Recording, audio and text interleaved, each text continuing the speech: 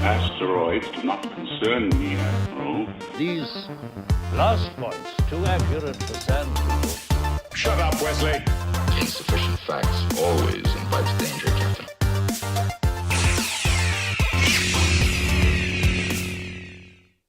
Hey everybody, this is Nathan Del Rio, And I'm Adam Brewer. and this is Nerd is in the Details. Yes, it is, and we are excited to be here on our inaugural kind of introduction podcast here. That's right, very excited. So this is a podcast we're going to be doing just to discuss some of the interests that we have, Which are broad ranging, very broad. but they generally fall in that nerdy category.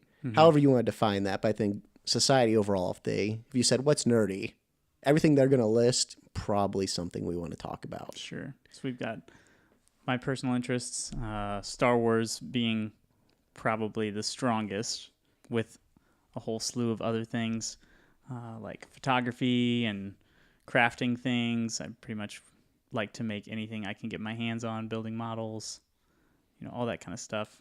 Plus anything techie, like smart homes and soldering computer boards. Soldering, the nerdy side of soldering.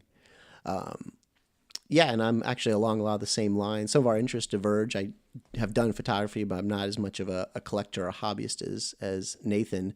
But Star Trek is a little bit more my jam, but that doesn't mean I don't deeply appreciate Star Wars, the fan base, the storylines and all that. And so this isn't going to be a podcast where we're arguing back and forth necessarily of who's greater, but it might be us pointing out differences, maybe making some comparisons.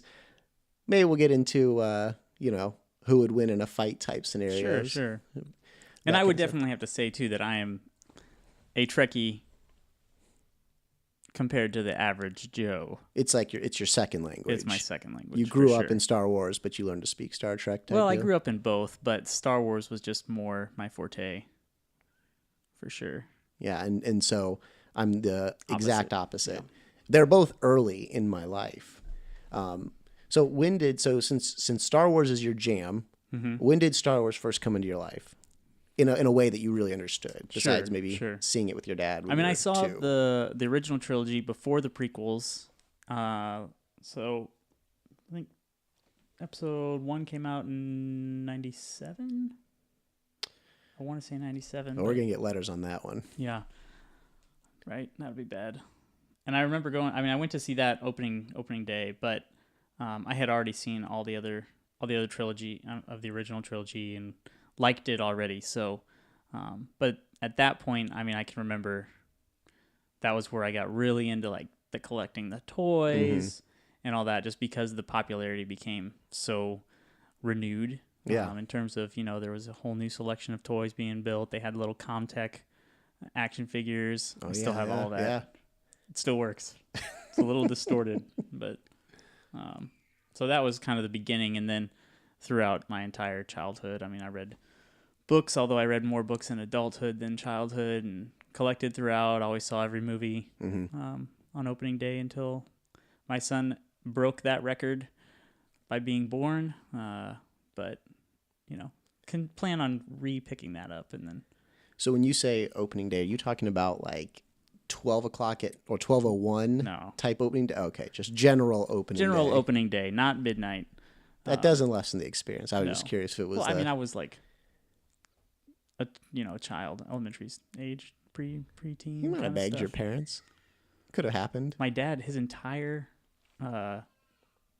business, they shut down. They all had tickets. They were a bunch of nerds. That's dedicated. That's where I learned to play StarCraft, was at that office. They would have like Thursday afternoons. They'd shut down and play Quake.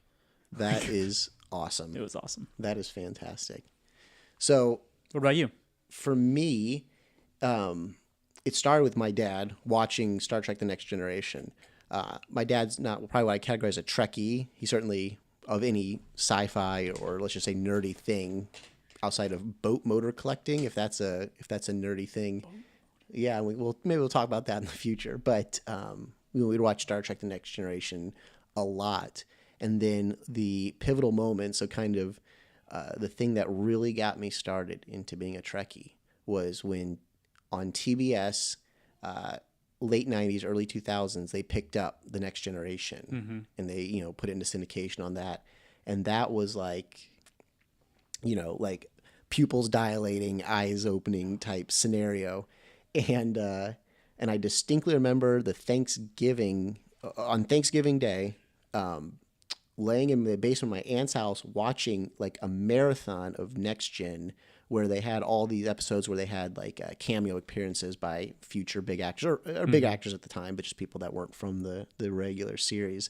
And that like solidified it. And so I bought all the DVDs of the Next Gen, like every time they released the next box set, bought it, received a lot of grief from my dad because they were like $100. So and that was expensive at the $100, time. you know, 15, 20, 17 years ago, whatever that is, you know, so with inflation, that's even more. And maybe some rightfully deserved grief, but like that's what got me hooked into Star Trek in particular, but then sci-fi and just general nerdiness, you know. When you have to consider too, that was pre-TiVo, pre-Netflix. Sure. The only way to watch those shows repeatedly was to have a disc. Or you Or could have been those VHS. ones that occasionally, because they would release them on VHS, like a couple episodes, and it'd be like, it wasn't the series, it was a few episodes. Or you could do like what I had. So I grew up with the original series. My dad had them all on VHS that he had recorded, you know, and then pop the tab off the tape so that no one could record over it on accident or anything.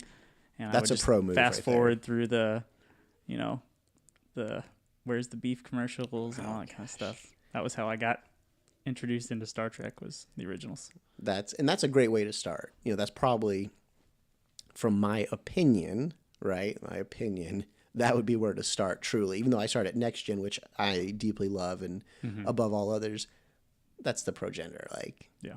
the original series. Sure. You know, By the way, I was wrong. 99. oh man, Should have known. we're gonna get letters on that. I know.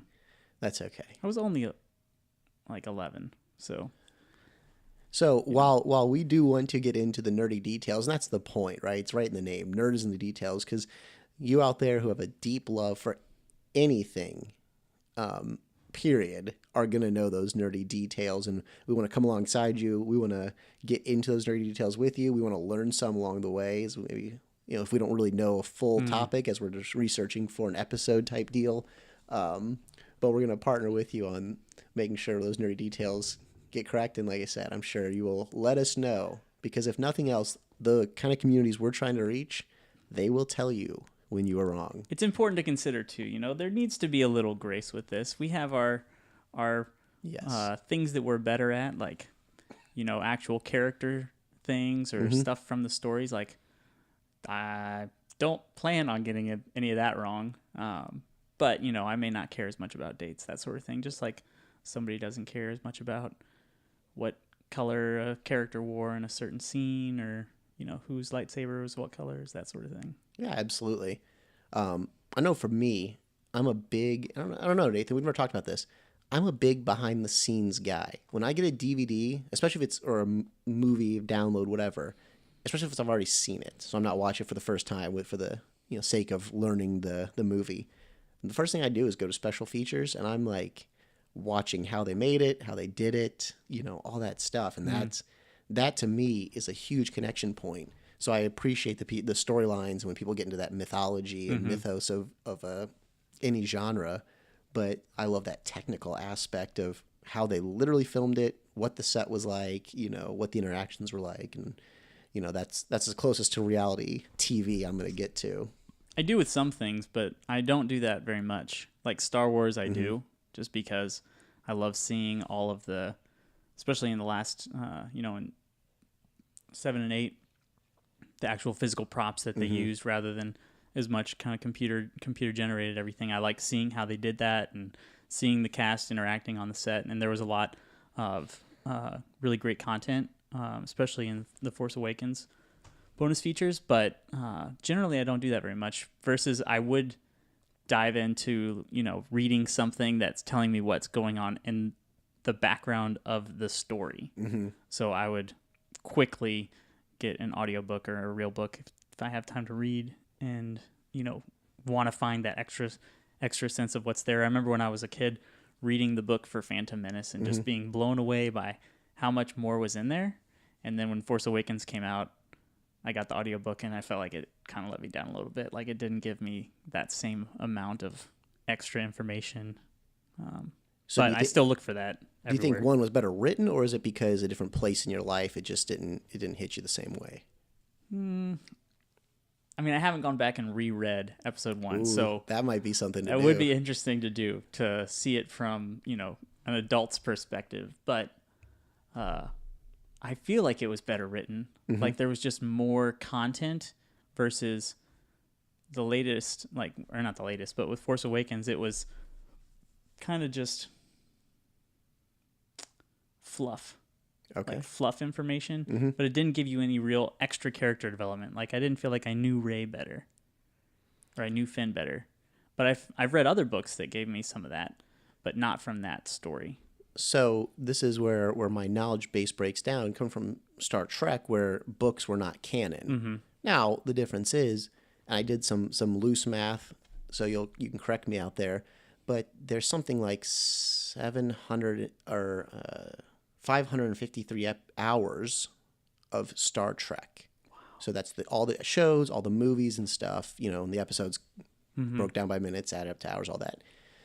So, to create the stories in Star Trek, you have a lot of material that was the hardest form of canon, you could say, which was the stuff that went onto the screen. Sure.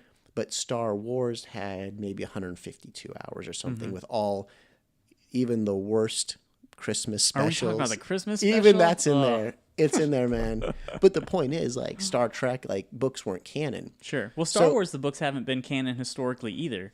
No, I thought they there were. have been some books that were canon. So, like, actual books of, episodes generally were accepted as canon. Yeah. But until Disney bought Star Wars recently and said any future books released are going to be canon, the only thing that was canon was, like, the Marvel comics. Okay. And then some of the books that were actual retellings of the stories, but most of that was all considered expanded universe, which is now called Star Wars Legends, and that wasn't canon truly. There was things that we as fans considered to be canon. I remember touting the Thrawn trilogy as essentially canon because George Lucas had given the story to Timothy Zahn, and that was the only thing that was going to be post Return of the Jedi.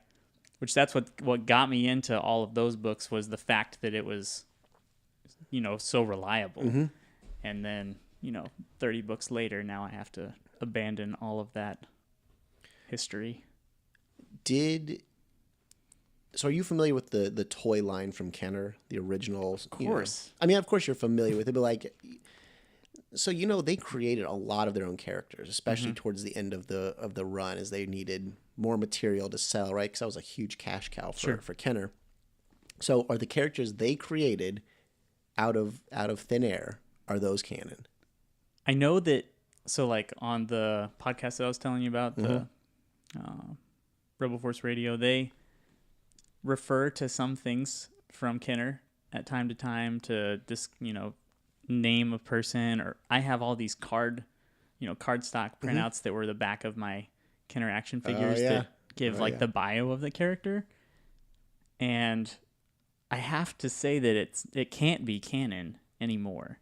I think at the time it was accepted as that, but with the further production, it just can't be, because I seem to remember my Boba Fett character it's saying that he was a stormtrooper at some point and all this kind of stuff, or had been a clone trooper, which that fits overall, but Boba wasn't actually a clone trooper. He was just a clone. So there's some things that just don't fit anymore with things that now are accepted canon, which is, the Clone Wars, Rebels, the movies, and any of the new books that are being published as canon. So something that just occurred to me that Star Trek has fallen into, but Star Wars has done a good job of, because now they're going back and doing these backstories, right? Like on Solo. So they're putting it in a time frame, or even, well, the Clone Wars wasn't a great example. Because I was going to say Star Trek, even though it's the parallel universe, or the alternate reality, rather, in the current ones, or then you look at Enterprise, though. Enterprise was set before the original series, but the technology in it is much more advanced looking, right? The screens, the display, all that stuff. Yeah. So they kind of had to balance that in Star Trek of how do we keep it something the audiences want to see. But Star Wars did a great job so far of kind of keeping the look of things. Overall, the prequel trilogy The prequel was a little you know, cleaner. They had a little bit smoother. A little smoother. It wasn't as, grimy, wasn't as switchy, physical switches. But I think they did a better job. They do a better job of holding that. 'Cause look at like Solo or especially the latest stuff, I think, you know, because really it should go that the prequel trilogy looks better than the original trilogy, and the newest stuff looks better than the prequel trilogy if it was kind of following that same kind of endeavor. And I mean, George Lucas at the time definitely was kind of pushing the envelope with the available technology at the time and really advancing things. And so it makes sense as to why that looked the way it did with the prequel trilogy. I don't love it. I don't hate it. It's just the way it is.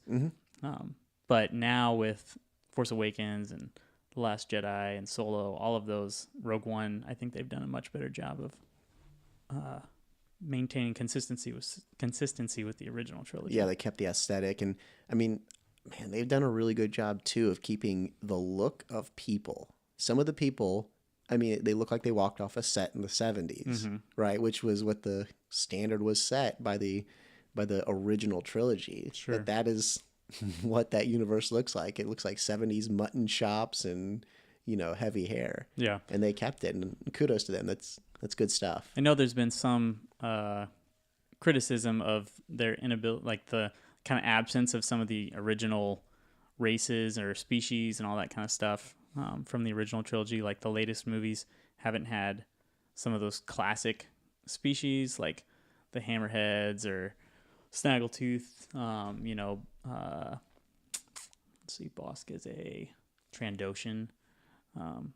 Some of those other things, like they've just been creating new creatures and new species in the latest movie. So hopefully we'll see some kind of resurgence of those or others in the next one. But Star Trek, I feel like, has done a decent job as well. I mean, especially with Enterprise. Now, I haven't seen every Star Trek out there. I've watched, The Next Generation, the original series. I watched some of Deep Space Nine as a kid, but never really got into it. And then just recently went through all of Star Wars Enterprise in this last kind of springtime frame. Yeah. I feel like they did a pretty good job. I mean, certainly the, ships in space looks a lot better. But the interior of the Enterprise, I don't think, is so old looking. And I think they did a good job of changing the weapons, because that's one thing that I often feel like happens in shows is they go back in time, but the weapons are all of a sudden like just way more advanced. Yeah. And you're like, okay, that a phaser never did that before, and this is supposed to be a previous phaser. And so I really appreciated that about Enterprise, with Reed trying to get the phasers to actually work. Yeah, absolutely. And even into the current Star Trek, the last 3 movies, the phasers are like in pods on the ship. They're, firing from. And if you look at Next Gen, right, there's a phaser strip that runs around the ship that can fire in any direction.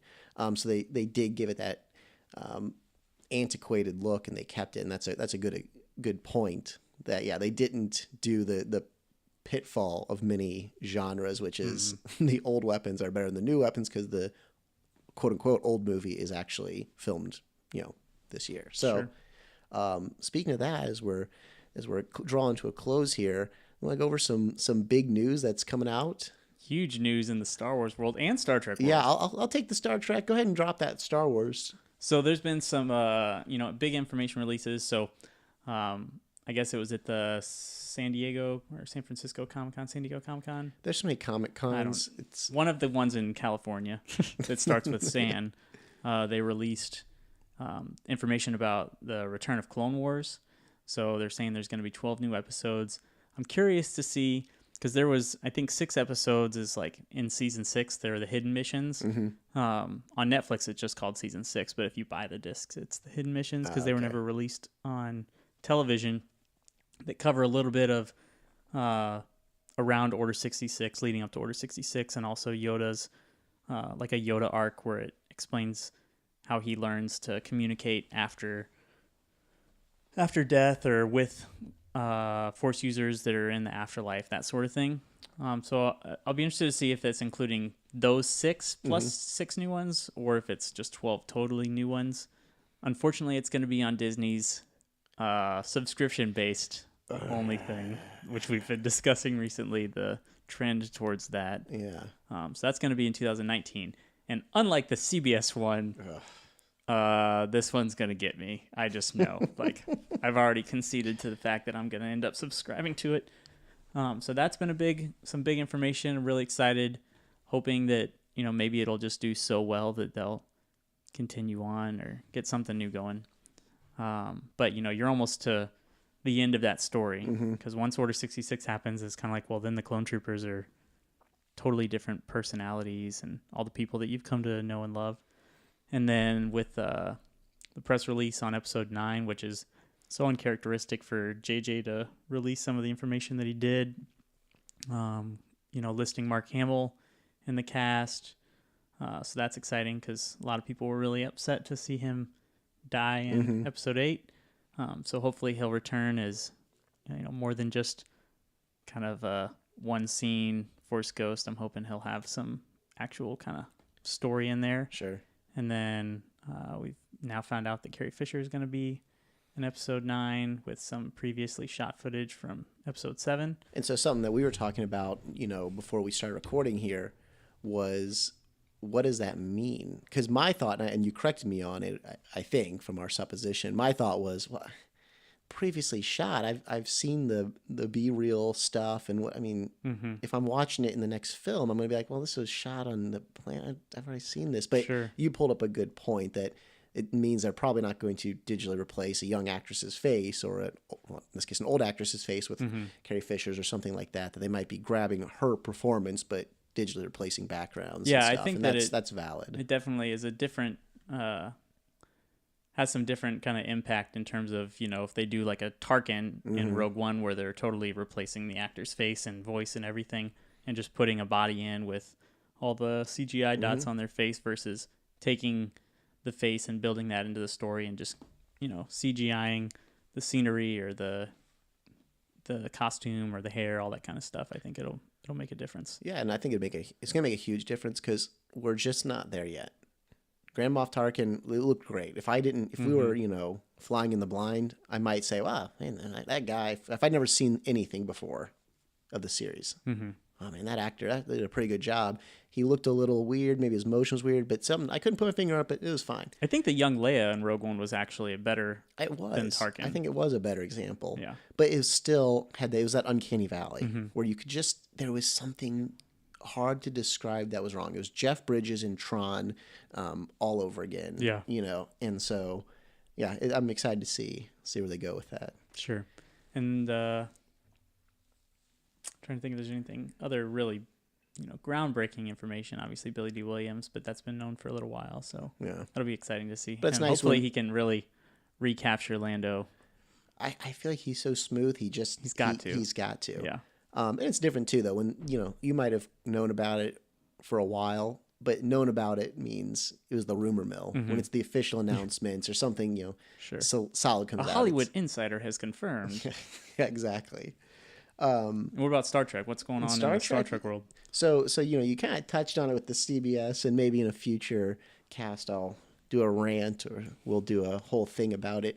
But you and I were texting earlier in the week, and I already have Hulu, Netflix, Amazon Prime, and of course YouTube, like everybody. I don't pay for that one though. Oh, I but the do. point, I gotta look into that. Anyways, the point is I've got all these streaming services providing tons of content, usually cross-production company, ABC, CBS, NBC, all that cross-production company.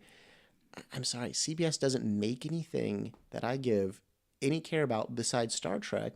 So why do I want to spend more money out of my pocket to see what used to be just broadcast television, and then in the future now is, at least broadcast onto a common platform like Hulu. But with what I'm about to say, they may have got me. This might be my Clone Wars to your point. So on August 4th at 3:26 p.m., if you're curious, Sir Patrick Stewart announced to the world that he's going to be returning as Jean-Luc Picard, and he tagged at CBS All Access. So in modern context, I'm guessing that's where that's going to be. But he spoke at length about how he was touched, how much Star Trek and his character have touched people's lives and all that. And I'm sure they gave some money in there as well. It wasn't just out of the goodness of his heart. But that's exciting, and what's going to be really fun, and it really, if you get into the nerdy details, right? The final episode of Next Gen and an episode called The Inner Light both showed Jean-Luc, or Sir Patrick Stewart, aged dramatically, 20, 30 years.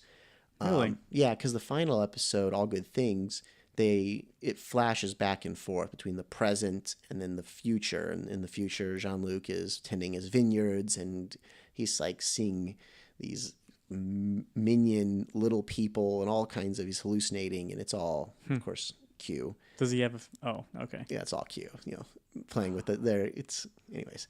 So, but that, and then in an episode called The Inner Light, which is a fantastic episode. And if you haven't seen all of Next Gen, but you've seen a few and you're not sure where else to, if you want to just hodgepodge and pick up, go see Inner Light. It's just one of the best episodes. What season is that in? Do you know? Ooh, you put me on the spot. Sorry. You know what? I'm going to look it up. I don't know. I think it's maybe 6. It might be 6 or 5. But it's a great episode, really well acted, and it's Patrick Stewart at some of his best. Straight acting where he's not just being authoritative, which he's good at as well. But anyways, they aged him dramatically for those episodes, where he was supposed to be in his 70s and 80s, which if you do a little math, that's his age range now. And he probably looks better now. It looks like he walked off the set of Next Gen in, at the finale in 94, Really? Or 93. So they did a good job of No, they did a terrible job. Oh, that's what I'm saying. Okay, I thought you were saying that today he looks like he walked off the set of Next Gen on those days. I was like, see the wow, confusion. they actually got it right. No, they got it so wrong. Because he looks right now like he did when the series wrapped. Yeah, sure, he hasn't Instead aged. of this haggard old man that they presented in those 2 episodes. So it's just going to be, that's one of those fun asides that the nerds will latch on to, is that he hasn't. And also, let's just be honest, in human context, in the real world, what has Sir Patrick Stewart done to stop aging? If anybody knows, let me know. I'd like to get in on that.